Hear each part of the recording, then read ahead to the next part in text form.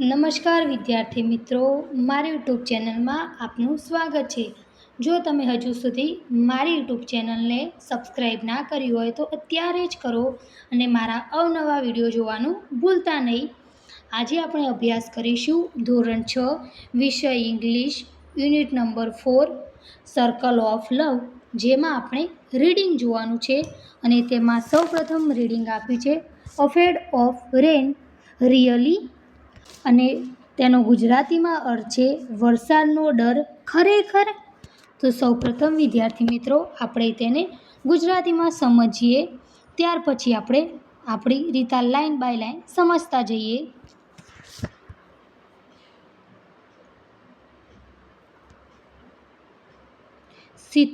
સિદ્ધુ ઉત્સાહભેર વરસાદમાં રમવા માટે બહાર દોડ્યો.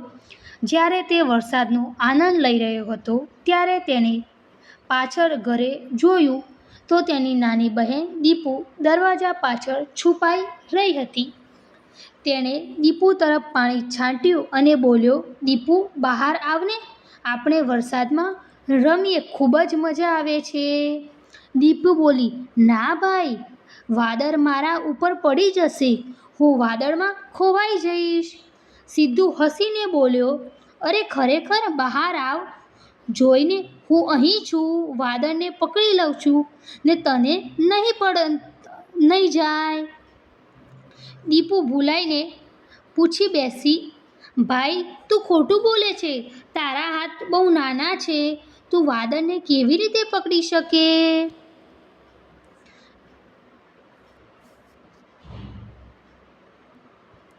સિદ્ધુએ કહ્યું, "તને યાદ નથી, કાલે આપણા દાદાએ શ્રીમદ ભાગવદ્ ગીતાની એક વાર્તા કહી હતી. ભગવાન શ્રી કૃષ્ણએ પોતાની નાની આંગળી પર જ પોતાનો ગોવર્ધન પર્વત ઉપાડ્યો હતો. હું પણ એમની જેમ હાથ ઊંચો કરી વાદળને પકડી લઉં. હું મારી નાની બહેનને કંઈ થવા દઈશ નહીં." દીપુ બોલી, "એ તો સર્વશક્તિમાન ભગવાન છે, પણ તારા હાથ તો બહુ નાના છે ભાઈ." સિદ્ધુ, "અરે તું જ મને રાખડી બાંધે છે ને, જો આ રાખડીની શક્તિ મારા હાથમાં આવી ગઈ છે અને હું તને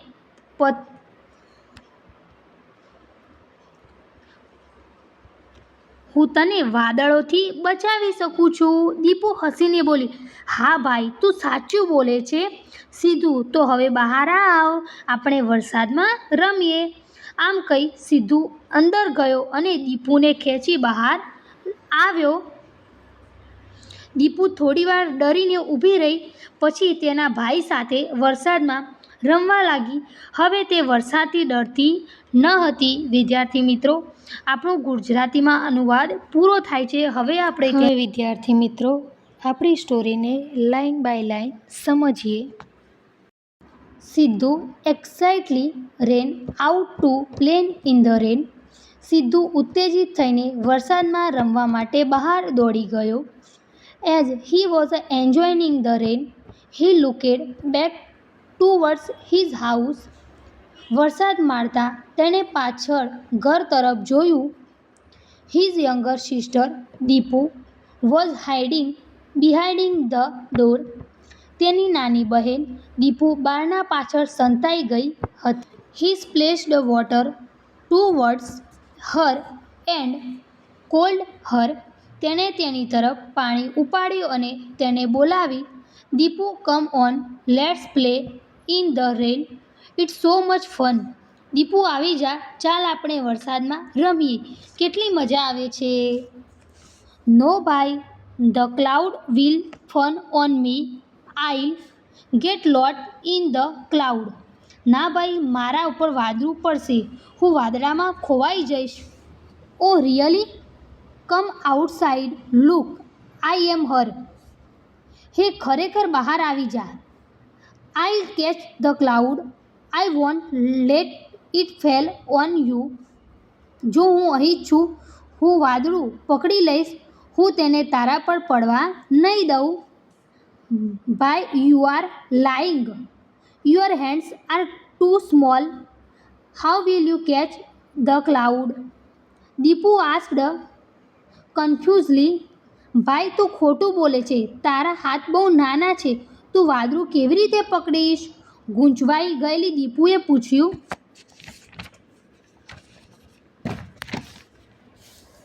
Sidhu said, don't you remember?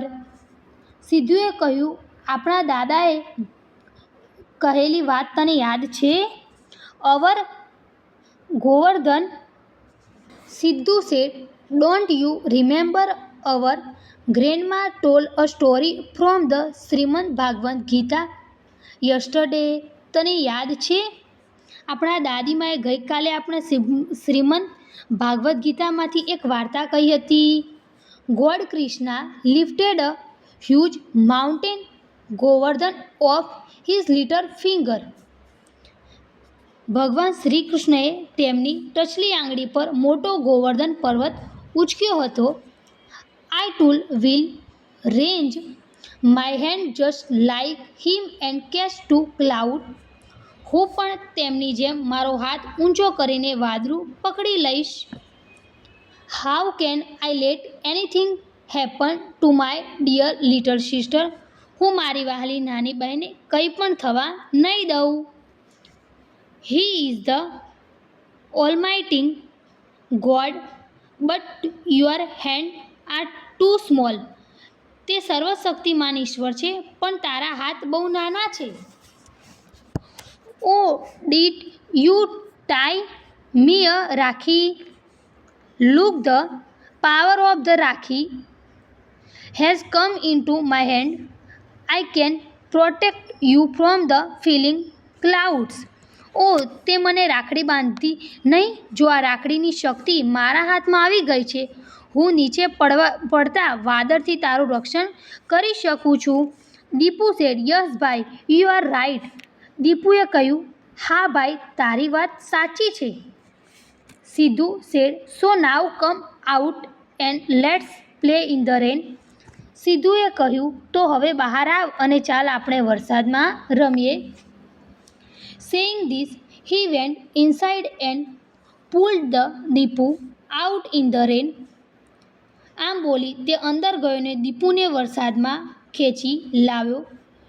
She stood there a little scared for a while and then started playing with her brother in the rain. Now she was not afraid of rain. તે ત્યાં થોડીવાર ઊભી રહી અને ગભરાઈ ગઈ અને પછી તેના ભાઈ સાથે વરસાદમાં રમવા લાગી. હવે તેને વરસાદનો ડર લાગતો નથી. વિદ્યાર્થી મિત્રો, અહીં આપણી સ્ટોરી પૂર્ણ થાય છે. હું તેના મિનિંગ તમારી સાથે શેર કરીશ. ત્યાર પછીની ઇન્ફોર્મેશન છે વિદ્યાર્થી મિત્રો, find out the correct sentence from the pair and write them. નીચે આપેલા જોડાણમાંથી સાચું વાક્યને પસંદ કરી અને લખો.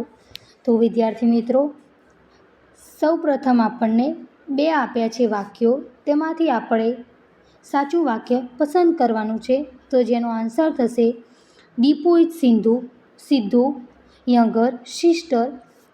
સેકન્ડમાં આન્સર થશે વિદ્યાર્થી મિત્રો, Dipu is afraid of clouds. જ્યારે થર્ડમાં થશે grandma told a story from the Shrimad Bhagavat yesterday. ફોર્થમાં વાક્ય થશે વિદ્યાર્થી મિત્રો, God Krishna lifted a huge mountain of his finger. જ્યારે 5માં થશે વિદ્યાર્થી મિત્રો, Sidhu is talking about the power of rakhi. હવે વિદ્યાર્થી મિત્રો, આન્સર ધ ફોલોઈંગ ક્વેશ્ચન. પ્રશ્નોના જવાબ જોઈએ આપણે. What is Sidhu asking Dipu to do? સિદ્ધુએ દીપુને શું કરવાનું કહે છે? જેનો આન્સર થશે Sidhu is asking Dipu to play in the rain. Second છે આપણો question, Dipu Sidhu promise to save Dipu. સિદ્ધુએ દીપુને બચાવવાનું વચન આપ્યું. જેનો આન્સર થશે વિદ્યાર્થી મિત્રો, yes, Sidhu promised to save Dipu. Third છે વિદ્યાર્થી મિત્રો, which game do you play with your brother and sister? તમે તમારા ભાઈ અને બહેન સાથે કઈ રમત રમો છો? જેનો આન્સર થશે I play badminton, football with my brother and sister. 4th નંબરનો વિદ્યાર્થી મિત્રો આપણો answer question, do the clouds fall on us? શું વાદળો આપણા પર પડે છે? જેનો આન્સર થશે વિદ્યાર્થી મિત્રો no, the clouds do not fall on us. 5 નંબરનો ક્વેશ્ચન વિદ્યાર્થી મિત્રો, what did God Krishna lift? જેનો આન્સર થશે ભગવાન શ્રી કૃષ્ણએ શું ઉપાડ્યું હતું? જેનો આન્સર થશે God Krishna lifted the huge Govardhan mountain. વિદ્યાર્થી મિત્રો અહીં આપણા ક્વેશ્ચન પૂર્ણ થાય છે. જો તમને મારી યુટ્યુબ ચેનલ પર વિડીયો અવનવા જોવા પસંદ